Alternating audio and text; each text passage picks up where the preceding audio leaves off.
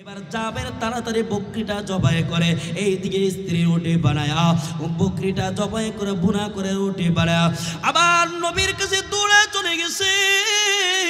ওগো রাহমাতুল লিল আলামিন, আপনি সব কিছু সাহাবায়ে কেরামদের আমি খাবারের ব্যবস্থা করেছি, মেহমানদের ব্যবস্থা করেছি। আল্লাহর নবী বলেন, এরে জাবের, আমি কাউকে রেখে যাব আর কাউকে নিয়ে যাব, এটা আমার দ্বারা সম্ভব না, আমি সব সাহাবায়ে কেরামদেরকে নিয়ে যাব। এবার জাবের বলেন, রাহমাতুল লিল আলামিন, আমি তো সব সাহাবায়ে কেরামদের মেহমানদের ব্যবস্থা করে নেই। আল্লাহর নবী বলেন, এরে জাবের, তুমি চিন্তা দেওয়া কোনো কারণ নাই, বাড়ি দিয়ে তোমার গোস্তের ডেকচিটা চুলার উপর ঢেকে রেখে দাও, রুটিগুলা ঢেকে রেখে দাও, আমি নবী এসে চুলার থেকে নামাবো। এবার জাবের রাদিয়াল্লাহু তাআলা আনহু দৌড়ে বাড়ির দিকে চলে আসছি। বাড়ির দিকে তার স্ত্রীকে বলে, এই বাড়ির স্ত্রী শুনো, আল্লাহর নবী তো সব সাহাবায়ে কেরামদেরকে নিয়ে আসতেছে, তুমি কি নবীকে বলো না আমি অল্প কিছু সংখ্যক সাহাবায়ে কেরামদের মেহমানদের ব্যবস্থা করেছি? হ্যাঁ বলেছি। নবী বললেন, এই কাজগুলো করতে নবী যখন বলছেন অবশ্যই এটার ভিতরে কোনো গোপন রহস্য আছে, ঠিক কিনা বলেন? এবার জাবের ঘরের সামনে অপেক্ষামান, কখন মায়ার নবী আসবে। রাহমাতুল লিল আলামিনের দিকে তাকায় আসি, কিছুক্ষণ পরে তাকায় দেখে আল্লাহর নবী 3000 সাহাবায়ে কেরামদের এখানে হাজির। এবার আল্লাহর নবী একজন সাহাবায়ে কেরামদের নিয়ে ঘরে প্রবেশ করেছে। আল্লাহর নবী গোস্তের ডেকচিটা চুলার থেকে নামায়া ঢাকনাটা সরায়া আল্লাহর রাসূল তার মুখ মোবারক থেকে একটু লালা মোবারক দিয়েছে, রুটির ঢাকনাটা সরায়া একটু লালা মোবারক দিয়া এবার সাহাবায়ে কেরামদেরকে বলে, সাহাবায়ে কেরাম তোমরা এক এক করে খাও। সাহাবায়ে কেরাম তারা এক এক করে তারা খাচ্ছে। আল্লাহর নবীর রুটির ভিতরে গোস্ত দিয়া রোল বানায় এক একজন সাহাবায়ে কেরামদের হাতে দিচ্ছি। 1000 সাহাবায়ে কেরাম খাওয়া শেষ, 2000 সাহাবায়ে কেরাম খাওয়া শেষ, 3000 সাহাবায়ে কেরাম খাওয়া শেষ। এবার জাবেরকে বলে, জাবের রে, তোমার পাড়ার প্রতিবেশী যারা আছে তাদেরকে খাওয়াও। জাবের বলেন, আমার পাড়া প্রতিবেশী যারা ছিল তাদেরকে খাওয়াইলাম, এবার আমরা ঘরের প্রতিবেশী যারাই ছিলাম আমরাও খেলাম। জাবের চিন্তা করলাম, এত মানুষকে খাওয়ানো হলো, এবার দেখি গোস্তের ডেকচির ভিতরে কোনো গোস্ত আছে কিনা। জাবের বলেন, আমি তাকা দেখি, যে অবস্থায় গোস্ত ছিল ওই অবস্থার উপর আছে, যে অবস্থায় রুটি ছিল ওই অবস্থার উপর আছে, নবীর বরকতে এক চুল পরিমাণ কমে না। এই ছিল আমার আপনার নবী বরকত। এরে ভাই, নবীর জন্য সাহাবায়ে কেরাম কত পাগল, এই সাহাবায়ে কেরাম নবীর জন্য কত পাগল ছিল। সাহাবায়ে কেরাম মাঝে মধ্যে বলতেন, আমরা যদি এক সপ্তাহ ক্ষুধা থাকি কিন্তু নবীর চেহারার দিকে তাকাইলে আমরা এক সপ্তাহের ক্ষুধার কথা আমাদের মিটে যাইত। সুবহান। নবীর জন্য সাহাবায়ে কেরাম এত পাগল ছিল।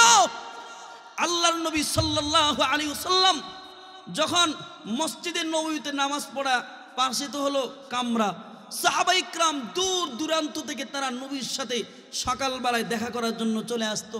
আল্লাহ নবী জিজ্ঞাসা করতেন, হ্যাঁ সাহাবায়ে কেরাম ব্যাপারটা আবার কি, তোমরা সকালবেলায় কেন চলে আসো এইভাবে? ইয়া রাসূলুল্লাহ, আমরা চাচ্ছি আমাদের দিনের শুরু ভাগটা যেন শুরু হয় আপনার মোলাকাতের মাধ্যমে। সুবহানাল্লাহ, আসতে বলেন। এই ছিল নবীর ভালোবাসা। সাহাবায়ে কেরাম নবীর সুন্নতকে এত পরিমাণ ভালোবাসতো, গলায় ছুরি আসবে কিন্তু নবীর সুন্নত ছাড়তে রাজি ছিল না, ঠিক কিনা বলেন? আতরুকু সুন্নাত হাবিবি লিহা উলাই হুমাকাব। ইয়া আইয়ুহান নাস, ইয়া আইয়ুহান নাস কুলু লা ইলাহা ইল্লাল্লাহ তুফলিহুন। হে মানুষ, তোমরা বলো আল্লাহ ছাড়া কোনো মাবুদ নাই, আমি মুহাম্মদ তোমাদের নবী। যদি এই কথা মানতে পারো তাহলে দুনিয়া তো সফল কাম, আখিরাত তো সফল কাম। আমার আপনার নবী যখন এইভাবে কালিমার দাওয়াত দেওয়া শুরু করেছেন, মক্কার কিছু মানুষ আমার আপনার নবীর বিরুদ্ধে দাঁড়িয়ে গেছে। আমার আপনার নবীকে পাগল বলতে দ্বিধাবোধ করে নাই, আমার আপনার নবীকে জাদুঘর বলতে দ্বিধাবোধ করে নাই, আমার আপনার নবীকে কাহিন গণক বলতে দ্বিধাবোধ করে নাই। আমার আপনার নবী কোরআনের কথা বলে, আমার আপনার নবী এক আল্লাহর কথা বলে, আর মানুষ বলে পাগল। আল্লাহর নবী বলেন আমি মানুষকে জাহান্নামের আগুন থেকে মুক্তির পথ দেখায়, মানুষ আমাকে বলে পাগল। আল্লাহ তাআলা সঙ্গে সঙ্গে আয়াত নাজিল করে দিয়া বলেন মা আনতা বিনিয়ামাতি রাব্বিকা বিমাজনুন, হে নবী আপনি কিন্তু পাগল নয়, বরং যারা আপনাকে পাগল বলে তারাই হলো পাগল। ঠিক কিনা বলেন? হে নবী আপনি কিন্তু পাগল নয়। ও রাহমাতুল লিল আলামিন, ও আমার হাবিব, আপনি চিন্তিত কোনো কারণ নাই। ও নবী আমার, ও মায়ার নবী, যতদিন পর্যন্ত সাত আসমান থাকবে, যতদিন পর্যন্ত সাত তব জমিন থাকবে, যতদিন পর্যন্ত চন্দ্র সূর্য থাকবে, পৃথিবীর প্রান্তে প্রান্তে আপনি নবীর প্রশংসা করা হবে। আর যারা আপনাকে গালি দিবে, আপনার বিরুদ্ধে কথা বলবে, মানুষ তাদের নাম নিবে, তো মানুষ তাদের জন্য লানত করতে থাকবে। কিনা বলেন? মাদ্রাসার ওস্তাদেরা নাই, এই বাচ্চাগুলো একটু থামান না। বাচ্চাগুলো যেভাবে দৌড়াদৌড়ি করতেছে এটা তো জেহেন নষ্ট হয়ে যাবে। বাবুরা তোমরা একটু বসো, দৌড়াদৌড়ি করো না, দৌড়াদৌড়ি করলে লাঠি দিয়ে পিটাম। বসো তোমরা। তো নবীর নাম নিলেই সবাই বলুন তো আমরা কি বলি? আরো আস্তে কোন গুনাহ হইব, আরো জোরে গান সাল্লাল্লাহু আলাইহি ওয়াসাল্লাম। আয় আল্লাহ, আমার নবীর উপর যত শান্তি আর রহমত আছে তুমি বর্ষণ করে দাও। সুবহানাল্লাহ। দুরূদ শরীফ পড়েছি একবার, কিন্তু আমাদের লাভ হয়েছে তিনটা। কয়টা বলেন? আঙ্গুল দিয়ে দেখেন কয়টা? আরো জোরে কোন, আরো জোরে বলেন। তিনটা। দুরূদ শরীফ পড়েছি একবার, এক নম্বর ফায়দা হলো দুরূদ শরীফ পড়েছি একবার, আমাদের 10টা গুনাহ মাফ হয়ে গেছে। আরো জোরে বলেন। দুরূদ শরীফ পড়েছে একবার, আমাদের আমলনামায় 10টা সওয়াব লেখা হয়ে গেছে। দুরূদ শরীফ পড়েছে একবার, আমাদের উপর আল্লাহ তাআলা আসমান থেকে 10টা রহমত নাজিল করে দিয়েছে। আর আবু জাহেলের নাম নিলে তো খুব দোয়া করি না, লানাতুল্লাহি আলাইহি, আল্লাহর গজব ওইটার উপর। কথা কই না, ঠিক কিনা বলেন? হায়রে আজও পর্যন্ত বাইতুল্লাহ সামনে নবীর বাড়িটা, যেই মানুষটা জীবনে একবার যায় সেও নবীর বাড়ির দিকে তাকায়া থাকে। আমার কলিজা টুকরা নবী বুঝি এই বাড়িতেই ছিলেন। সুবহানাল্লাহ। আর অথচ তার পাশে হলো আবু জাহেলের বাড়ি, রাস্তার এই পার ওই পার। আবু জাহেলের বাড়িটাকে বানায় রাখছে পায়খানার জায়গা। যেই মানুষটা জীবনে একবার যায় সেও চেষ্টা করে আবু জাহেলের বাড়িতে কিছু একটা করার জন্য। কথা কই না? আমার সাথে এক দাদা ভাইয়া গেছিলেন বরিশাল, তো বললেন দাদা ভাই ওখান থেকে সব কিছু সাইরা এসে, দাদা ভাইয়া আইয়ে না, খুব চেষ্টা করি আছি। তো এদের লাঞ্ছনার জিন্দেগি দুনিয়ার জমিন থেকে শুরু, অথচ দেখেন আমার আপনার নবীর কত সম্মান। ওই যে মাইকেল হার্ট, সে দা 100 নামে ইংরেজিতে 100 মনীষীর নামে একটা বই লিখেছে। এটার ভিতরে পৃথিবীর যত বড় বড় বিজ্ঞানী, পৃথিবীর যত বড় বড় ইঞ্জিনিয়ার, পৃথিবীর যত বড় ডাক্তার, এমন 100 মনীষীর নাম নিয়ে আসছে, কিন্তু সবার উপরে 1 নম্বরে আমার আপনার নবীর নামটা নিয়ে আসছে। সুবহানাল্লাহ। আসতে বলেন, আরো জোরে বলেন। তো মাইকেল হার্ট বলেন, আমার ধর্মের লোকেরা আমাকে প্রশ্ন করে যে তুমি খ্রিস্টানদের লোক হয়া, আমাদের ধর্মের লোক হয়া তুমি কেন মুসলমানদের নবীর নামটা কেন আগে নিয়ে আসলাম? এবার মাইকেল হার্ট আবার জবাব দেন, শোনো, আমি মুহাম্মদের নাম 1 নম্বরে কেন নিয়ে আসছি তোমরা কি জানো? পৃথিবীর যত বড় বিজ্ঞানী, পৃথিবীর যত বড় ইঞ্জিনিয়ার, পৃথিবীর যত বড় ডাক্তার, এদের জীবন পরিচালনা করে দেখি এরা পৃথিবীর কোনো না কোনো শিক্ষাঙ্গনে লেখাপড়া করেছে, এরা পৃথিবীর কোনো না কোনো বিদ্যাপীঠে লেখাপড়া করেছে, এরা পৃথিবীর কোনো না কোনো উস্তাদের কাছে, শিক্ষকের কাছে লেখাপড়া করেছে। কিন্তু মুহাম্মদের জীবন পরিচালনা করে দেখি, মুহাম্মদ পৃথিবীর কোনো শিক্ষাঙ্গনে লেখাপড়া করে নাই, পৃথিবীর কোনো বিদ্যাপীঠে লেখাপড়া করে নাই, পৃথিবীর কোনো শিক্ষকের কাছে লেখাপড়া করে নাই। এরপর মুহাম্মদ এমন জ্ঞান, এমন আখলাক শিক্ষা দিয়ে গেছে যেটা পৃথিবীর কেউ পারে নাই। জোরে বলেন না। এই জন্য আমি মাইকেল হার্ট যতই চেষ্টা করেছি মুহাম্মাদের নামটা নিচে আনার জন্য, আমি পারি নাই। অটোমেটিকলি আমার কলমটা 1 নম্বরে চলে গেছে। জোরে বলেন আল্লাহু আকবার, আরো জোরে বলেন আল্লাহু আকবার। এই ছিল আমার আপনার নবী সম্মান। এবার আল্লাহ কি বলেন, ওয়া ইন্নাকা লাআলা খুলুকিন আযীম।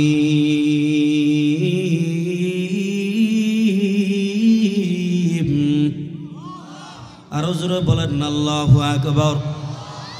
ওয়া ইন্নাকা লাআলা খুলুকিন আযীম।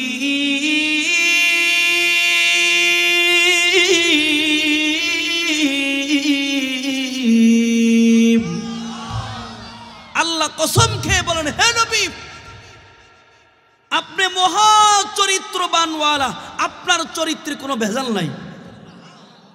এ কথাটুকু কে বলছে? আল্লাহর সাথে মনে শত্রুতা আছে? কথা কয় না, হাতটা উঁচু করে দিয়ে বলেন, কে বলছে? আরো জোরে বলেন, ডাক দেন আমাদের মালিককে, ডাক দেন। আরো জোরে বলেন আল্লাহু আকবার। আমাদের বাদশা কে? আল্লাহ বলেন, আপনি খুলুক আযীম, মহা চরিত্রবানওয়ালা নবী, আপনার চরিত্রে কোনো ভেজাল নাই। পৃথিবীতে আল্লাহ তাআলা 1,24,000 পয়গম্বর পাঠিয়েছেন, মতান্তরে 2 লক্ষ। কোন নবীর চরিত্র বয়ান করতে গিয়ে আল্লাহ কসম খাইনি, কেবলমাত্র শুধুমাত্র ফাকত আমার আপনার নবীর চরিত্র বয়ান করতে গিয়ে আল্লাহ কসম খেয়েছে। আল্লাহ বলেন খুলুক আযীম। খুব চমৎকার এখানে একটা আলোচনা করেছেন কারি তৈয়ব সাহেব রহমাতুল্লাহি আলাইহি, খুতুবাতে হাকিমুল ইসলামের ভিতরে তিনি উল্লেখ করেছেন যে খুলুক মোট 3 প্রকার। কত প্রকার? চরিত্র 3 প্রকার। কত প্রকার? একটু কথা কন না, কত প্রকার? 3 প্রকার। 1 নম্বর ভালো করে বুঝেন, আগে একটু ভালো করে বুঝায় আনি, না হলে তো বুঝবেন না। 1 নম্বর হলো খুলুকে হাসান, 2 নম্বর খুলুকে কারীম, 3 নম্বর খুলুকে আযীম। খুলুকে হাসান কাকে বলে? উদাহরণ দিয়ে বুঝাইছেন, যেমন কেউ আমাকে একটা চট দিল, আমি যদি তার থেকে প্রতিশোধ নিতে হয়, শরীয়ত বলো ওই পরিমাণ নিবা যেই পরিমাণ সে তোমাকে দিয়েছে, অর্থাৎ চরের পরিবর্তে চর। আমি কাউকে 1 টাকা ঋণ দিলাম, আবার 1 টাকায় নেওয়া, খুলুকে হাসান, তাহলে সমতা বজায় রাখা। 2 নম্বর হলো খুলুকে কারীম। একজন যুবক দিলই আমাকে ধরেন একটা ঘুষি, তো আমি বললাম, যুবক ভাই, তোমার থেকে প্রতিশোধ নেওয়ার শক্তি সামর্থ্য সব আমার আছে, কিন্তু আমি তোমার থেকে প্রতিশোধ নিব না, আমি তোমাকে মাফ করে দিলাম। জোরে বলেন। 3 নম্বর হলো খুলুকে আযীম।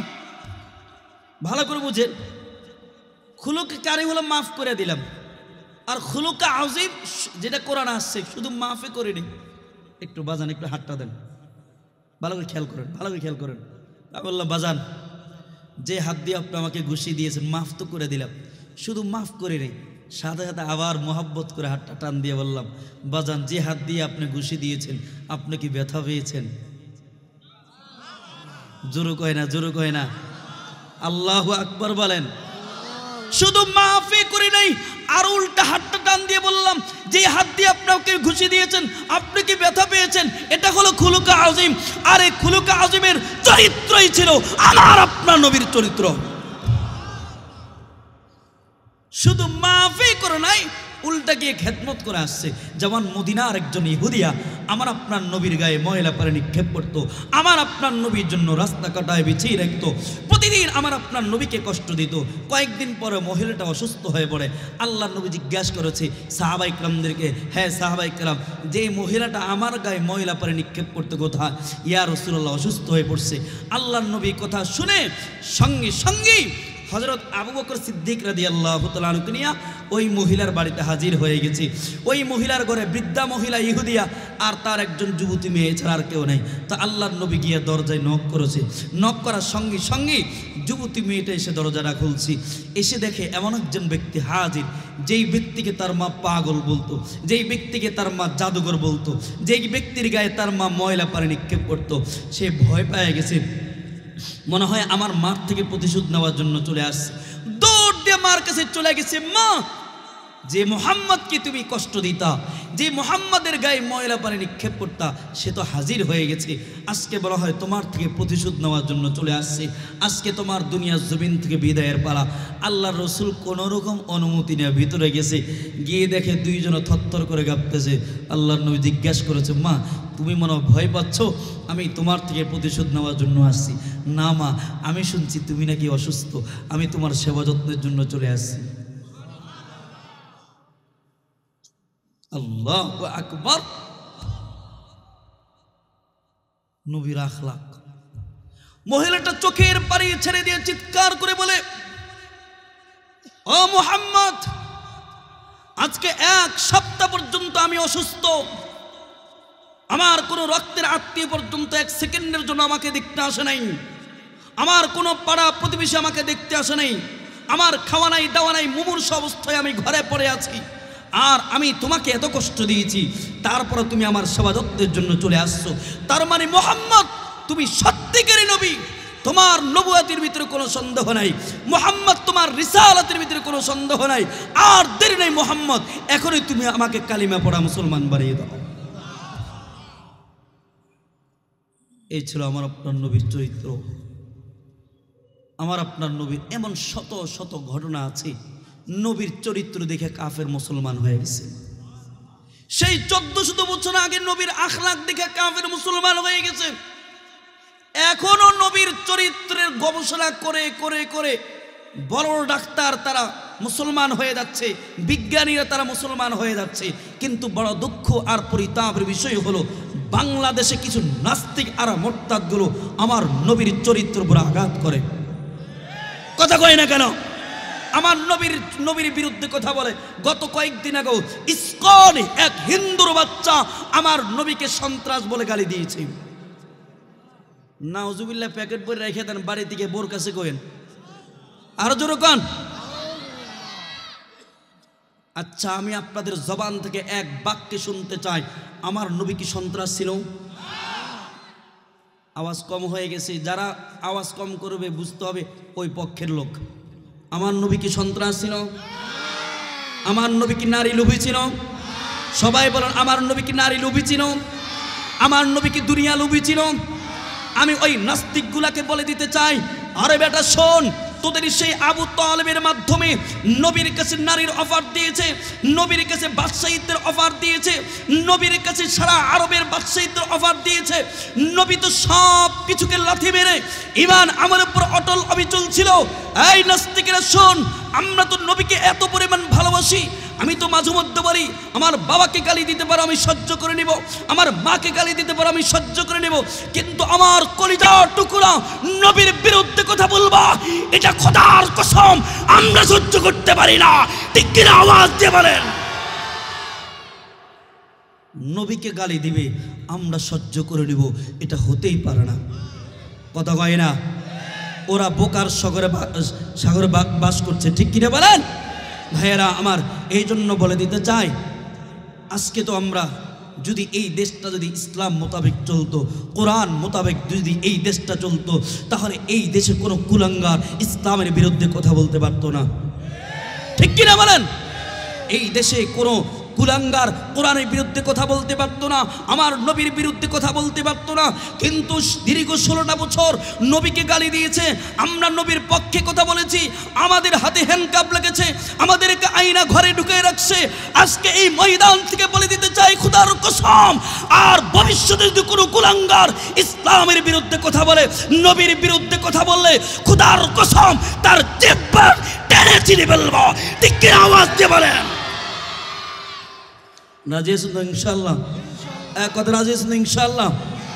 বিপ্লব মানে জীবন দেয়া বসে থাকা নয়, সে কোনো দিন আসবে না রে করো যদি ভয়। বিপ্লব মানে জীবন দেয়া বসে থাকা নয়, সে কোনো দিন আসবে না রে করো যদি ভয়। আসবে বিজয়ী রক্ত আর জীবনের বিনিময়ে, আসবে বিজয়ী রক্ত আর জীবনের বিনিময়ে। বিপ্লব মানে জীবন দেয়া বসে থাকা নয়, সে কোনো দিন আসবে না রে করো যদি ভয়। ঠিক কিনা? লড়াইয়ের ওই ময়দানেতে যেতে তোমাকে হবে, প্রয়োজনে সব রক্তটুকু জমিনে ঢেলে দিবে। ঠিক কিনা? লড়াইয়ের ওই ময়দানেতে যেতে তোমাকে হবে, প্রয়োজনে সব রক্তটুকু জমিনে ঢেলে দিবে। তবুও তোমায় লড়তে হবে, মানিবে না পরাজয়। তবুও তোমায় লড়তে হবে, মানিবে না পরাজয়। বিপ্লব মানে জীবন দেয়া বসে থাকা নয়, সে কোনো দিন আসবে না রে করো যদি ভয়। ঠিক কিনা? ভয় পেতেছি, ভয় পাবো কাকে? দুইটা হাত উঁচু করে মালিককে ডাক দেন। আমাদের মালিক কি? একজন বাচ্চা যখন তার মাকে মা বলে ডাক দেয়, ওই মা এত খুশি হয়ে যায়। আল্লাহ বলে বান্দারে, আমি আল্লাহকে আল্লাহ বলে ডাক দিলে ওই মার থেকে কোটি কোটি গুণ বেশি খুশি হয়ে যায়। এই জন্য এমন জোরে আমার মালিককে ডাক দিবেন যাতে করে আকাশ বাতাস প্রকম্পিত হয়ে যায়, যাতে করে আমার মালিক খুশি হয়ে যায়। ডাক দিয়ে আবার আমাদের মালিক কি? আরো জোর আওয়াজ দিয়ে আমাদের রবকে, আমাদের বাদশাকে। আরে ভাই, দুনিয়া জমিনে কাউকে ভয় করো লাভ নাই। আমার আপনার নবী রহমাতুল লিল আলামিন দুনিয়া জমিনে কাউকে ভয় করে নাই। রহমাতুল লিল আলামিন উম্মতের পা ধরে ধরে উম্মতকে জাহান্নামের আগুন থেকে বাঁচানোর জন্য চেষ্টা করেছেন। আল্লাহর নবী বলেন, আমি তো ওই ব্যক্তির রায় যে ব্যক্তি কোথাও আগুন জ্বালায়, এরপরে মালিক একটা পাখা নিয়ে দাঁড়িয়ে যায়। যখন আগুন দেখে যে পোকাগুলো আগুনে পড়ার চেষ্টা করে, এই জন্য মালিক পাখা দিয়ে দিয়ে এইভাবে পোকাগুলো দূরে সরায় দেয় যাতে করে পোকাগুলো আগুনে না পড়ে। আল্লাহর নবী বলেন, এরা উম্মত, তোমরা তো গুনাহ করে করে সব জাহান্নামের গর্তের দিকে পড়ে যাচ্ছ। আমি তোমাদের পা ধরে ধরে কোমর ধরে ধরে জাহান্নামের আগুন থেকে বাঁচানোর জন্য চেষ্টা করেছি। সুবহান। এই জন্য তো আমার মালিক বলেন, ওয়ামা আরসালনাকা ইল্লা রাহমাতাল লিল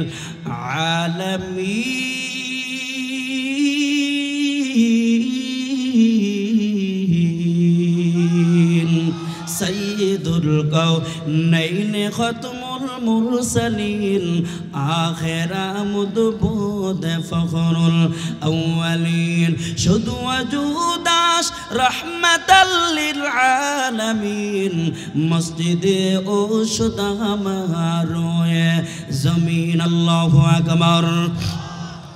এরা ভাই, আমার আপনার নবী যেমন রহমতুল্লাহ, আমার আপনার নবী তেমন বরকতওয়ালা রে ভাই। আমার আপনার নবী কেমন বরকতওয়ালা। ওই যে হযরত আমিনা বলেন, আমার মুহাম্মদ এখনো পেটে দুনিয়ার জমিনে আসে নাই। এইদিকে জমজমের কূপের পানি অনেক নিচে ছিল। মানুষ যখন পানি উঠাইতো এইভাবে রশি দিয়া বালতিটাকে বেঁধে এইভাবে পানি ওঠানো লাগতো, কিন্তু আমি রশি দিয়া বালতিটাকে বাঁধা লাগতো না। অটোমেটিকলি আমার মুহাম্মদের বরকতে পানি উপরের দিকে চলে আসতো। আমি যখন পানি নিয়ে চলে আসতাম, পানি আবার নিচের দিকে চলে যেত। এই ছিল আমার আপনার নবী বরকত। এরে ভাই, ওই যে বুখারীর ভিতরে আসি, আমার আপনার নবী যখন দুনিয়ার জমিনে আসছেন, আমার আপনার নবী যখন নবুয়ত প্রাপ্ত হয়েছেন, আমার আপনার নবী পানিতে হাত দিত, বরকত হয়ে যাইত। আমার আপনার নবী দুধের ভিতরে হাত দিত, বরকত হয়ে যাইত। আমার আপনার নবী খানা পিনার ভিতরে হাত দিত, বরকত হয়ে যাইত। একবার তো এমন হয়েছে, কাফের বেঈমান না সব মুসলমানের বিরুদ্ধে একসাথ হয়ে গেছে। দুনিয়া জমিনে মুসলমানদেরকে থাকতে দিবি না, দুনিয়ার জমিনে ইসলাম থাকতে দিবি না, দুনিয়ার জমিনে কোরআন থাকতে দিবি না, দুনিয়ার জমিনে নবীকেও থাকতে দেবে না। ইহুদি নাসারা বৌদ্ধ সব এক নবীর মুসলমানদের বিরুদ্ধে একসাথ হয়ে গেছে। দুনিয়ার জমিনে ইসলাম নামক কোনো কিছুই থাকতে দেবে না।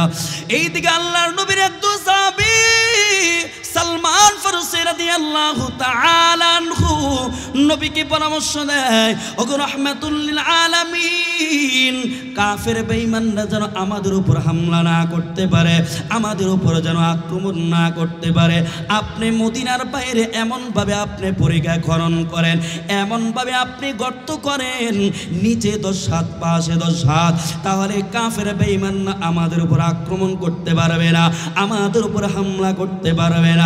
আল্লাহর নবী সালমান ফারসি রাদিয়াল্লাহু তাআলা আনহুর পরামর্শ অনুযায়ী 3000 সাহাবায়ে কেরামদেরকে নিয়ে সেই খন্দকের ময়দানে রওনা দিয়েছেন।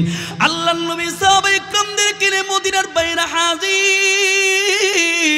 সাহাবায়ে কেরামদেরকে নিয়ে কি পরিমাণ মেহনত মুজাহাদা করতেছেন, সাহাবায়ে কেরামদেরকে নিয়ে এইভাবে বড় বড় পাথরগুলো ভাঙতেছে। এরে ভাই, আরবের ভূমি কিন্তু বাংলাদেশের ভূমির মতো না। বাংলাদেশের ভূমিতে জমিনে যেমন কোদাল লাগতে নিচের দিকে চলে যায়, কিন্তু আরবের ভূমি যেই দিকে তাকান শুধু পাথর আর পাথর, পাহাড়ের দিকে তাকান পাথর, সমতল ভূমির দিকে তাকান পাথর আর পাথর। সাহাবায়ে কেরাম এই বড় বড় পাথরগুলো ভাঙতেছে রে ভাই। আজকে তো আমরা মনে করি আমাদের কাছে এমনিতে ইসলাম চলে আসছে, না না, সাহাবায়ে কেরামদের রক্তের বিনিময়ে, সাহাবায়ে কেরামদের কোরবানির বিনিময়ে আজকে আমাদের কাছে ইসলাম আসছে, আমাদের মাথায় টুপি আসছে, আমাদের গায়ে সুন্নত লিবাস আসছে, আমাদের দাঁড়িয়ে আসছে। এইভাবে মুসলমান সাহাবায়ে কেরাম মেহনত মুজাহাদা করেছে। এইদিকে সাহাবায়ে কেরামদের খাওয়া নেই, দাওয়া নাই, তারা খন্দকের যুদ্ধের জন্য তারা প্রস্তুতি নিচ্ছে। এইভাবে তারা গর্ত করতেছে, 1 সপ্তাহ পর্যন্ত তাদের খাওয়া দাওয়া নাই। একজন সাহাবী তো এমন হয়েছে, পেটে ক্ষুধার কারণে পেটে দাঁড়িয়ে বলে, ওগো রাহমাতুল লিল আলামিন, এই যে পেটে ক্ষুধার কারণে আমি পেটে পাথর বেঁধেছি। আল্লাহর নবী সঙ্গে সঙ্গে জামাটা উল্টায় দিয়া তাকে সান্ত্বনা দেওয়ার জন্য বলে, এরে সাহাবী, তুমি একটা পাথর বেঁধেছো, আর আমি নবীর দিকে তাকায়া দেখো, আমি নবী পেটে ক্ষুধার কারণে 2টা পাথর বেঁধেছি। আল্লাহু আকবার। এইদিকে আল্লাহর নবীর একজন সাহাবী জাবের রাদিয়াল্লাহু তাআলা নবীর দিকে তাকিয়ে আসে, আর চোখের পানি দিয়ে তার স্ত্রীকে বলে, স্ত্রী বলো বলো, আমার নবী তো পেটে ক্ষুধার কারণে পেটে পাথর বেঁধেছে, আমার নবীর জন্য কোনো খাবারের ব্যবস্থা আছে কিনা? তার স্ত্রী বলে, ও প্রাণের স্বামী, আমার ঘরে ছোট একটা বকরি আছে, আর কিছু জব আছে। এবার জাবের তাড়াতাড়ি বকরিটা জবাই করে, এইদিকে স্ত্রী রুটি বানায়, বকরিটা জবাই করে বুনা করে রুটি বানায়, আবার নবীর কাছে দৌড়ে চলে গেছে। ওগো রাহমাতুল লিল আলামিন, আপনি সব কিছু সাহাবায়ে কেরামদের আমি খাবারের ব্যবস্থা করেছি, মেহমানদের ব্যবস্থা করেছি। আল্লাহর নবী বলেন, এরে জাবের, আমি কাউকে রেখে যাব আর কাউকে নিয়ে যাব, এটা আমার দ্বারা সম্ভব না, আমি সব সাহাবায়ে কেরামদেরকে নিয়ে যাব। এবার জাবের বলেন, রাহমাতুল লিল আলামিন, আমি তো সব সাহাবায়ে কেরামদের মেহমানদের ব্যবস্থা করে নেই। আল্লাহর নবী বলেন, এরে জাবের, তুমি চিনতে দেওয়া কোনো কারণ নাই, বাড়ি দিয়ে তোমার গোস্তের ডেকচিটা চুলার উপর ঢেকে রেখে দাও, রুটিগুলা ঢেকে রেখে দাও, আমি নবী এসে চুলার থেকে নামাবো। এবার জাবের রাদিয়াল্লাহু তাআলা আনহু দৌড়ে বাড়ির দিকে চলে আসছি। বাড়ি থেকে তার স্ত্রীকে বলে, এই বাড়ির স্ত্রী শুনো, আল্লাহর নবী তো সব সাহাবায়ে কেরামদেরকে নিয়ে আসতেছে, তুমি কি নবীকে বলো নাই আমি অল্প কিছু সংখ্যক সাহাবায়ে কেরামদের মেহমানদের ব্যবস্থা করেছি? হ্যাঁ বলেছি। নবী বললেন, এই কাজগুলো করতে। নবী যখন বলছেন, অবশ্যই এটার ভিতরে কোনো গোপন রহস্য আছে, ঠিক কিনা বলেন? এবার জাবের ঘরের সামনে অপেক্ষামান, কখন মায়ার নবী আসবে। রাহমাতুল লিল আলামিনের দিকে তাকায় আসি, কিছুক্ষণ পরে তাকায় দেখে আল্লাহর নবী 3000 সাহাবায়ে কেরামদের এখানে হাজির। এবার আল্লাহর নবী এক একজন সাহাবায়ে কেরামদের এখানে ঘরে প্রবেশ করেছে। আল্লাহর নবী গোস্তের ডেকচিটা চুলার থেকে নামায়া ঢাকনাটা সরাইয়া আল্লাহর রাসূল তার মুখ মোবারক থেকে একটু লালা মোবারক দিয়েছে। রুটির ঢাকনাটা সরাইয়া একটু লালা মোবারক দিয়া এবার সাহাবায়ে কেরামদেরকে বলে, সাহাবায়ে কেরাম তোমরা এক এক করে খাও। সাহাবায়ে কেরাম তারা এক এক করে তারা খাচ্ছে। আল্লাহর নবীর রুটির ভিতরে গোস্ত দিয়া রোল বানায় এক একজন সাহাবায়ে কেরামদের হাতে দিচ্ছি। 1000 সাহাবায়ে কেরাম খাওয়া শেষ, 2000 সাহাবায়ে কেরাম খাওয়া শেষ, 3000 সাহাবায়ে কেরাম খাওয়া শেষ। এবার জাবেরকে বলে, জাবের রে তোমার পাড়ার প্রতিবেশী যারা আছে তাদেরকে খাওয়াও। জাবের বলেন আমার পাড়া প্রতিবেশী যারা ছিল তাদেরকে খাওয়াইলাম। এবার আমরা ঘরের প্রতিবেশী যারাই ছিলাম আমরাও খেলাম। জাবের চিন্তা করলাম এত মানুষকে খাওয়ানো হলো, এবার দেখি গোস্তের ডেকচির ভিতরে কোনো গোস্ত আছে কিনা। জাবের বলেন আমি তাকা দেখি যে অবস্থায় গোস্ত ছিল ওই অবস্থার উপর আছে, যে অবস্থায় রুটি ছিল ওই অবস্থার উপর আছে। নবীর বরকতে এক চুল পরিমাণ কমে না। এই ছিল আমার আপনার নবী বরকত। এরে ভাই নবীর জন্য সাহাবায়ে কেরাম কত পাগল, এই সাহাবায়ে কেরাম নবীর জন্য কত পাগল ছিল। সাহাবায়ে কেরাম মাঝে মধ্যে বলতেন আমরা যদি এক সপ্তাহ ক্ষুধা থাকি কিন্তু নবীর চেহারার দিকে তাকাইলে আমরা এক সপ্তাহের ক্ষুধার কথা আমাদের মিটে যাইত। সুবহান। নবীর জন্য সাহাবায়ে কেরাম এত পাগল ছিল। আল্লাহর নবী সাল্লাল্লাহু আলাইহি ওয়াসাল্লাম যখন মসজিদে নববীতে নামাজ পড়া পাশে তো হলো কামরা, সাহাবায়ে কেরাম দূর দূরান্ত থেকে তারা নবীর সাথে সকালবেলায় দেখা করার জন্য চলে আসতো। আল্লাহ নবী জিজ্ঞাসা করতেন, হ্যাঁ সাহাবায়ে কেরাম ব্যাপারটা আবার কি, তোমরা সকালবেলায় কেন চলে আসো এইভাবে? ইয়া রাসূলুল্লাহ আমরা চাচ্ছি আমাদের দিনের শুরু ভাগটা যেন শুরু হয় আপনার মোলাকাতের মাধ্যমে। সুবহানাল্লাহ আসতে বলেন। এই ছিল নবীর ভালোবাসা।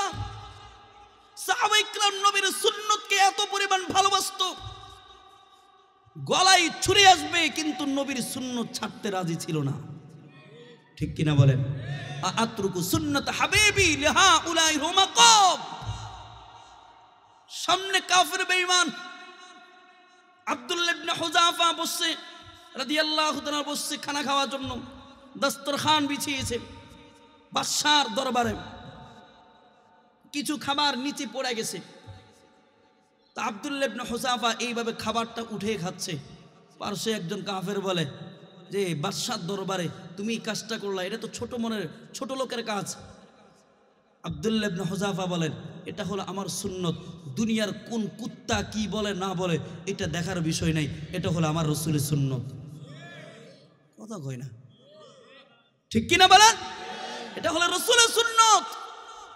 নিচে খাবার পড়ে যায় এটা উঠাই খাইতে আমাদের লজ্জা লাগে, অথচ রাসূল বলেন কোন খাবারের ভিতর আল্লাহ তাআলা বরকত রেখে দিয়েছে তুমি তো জানো না।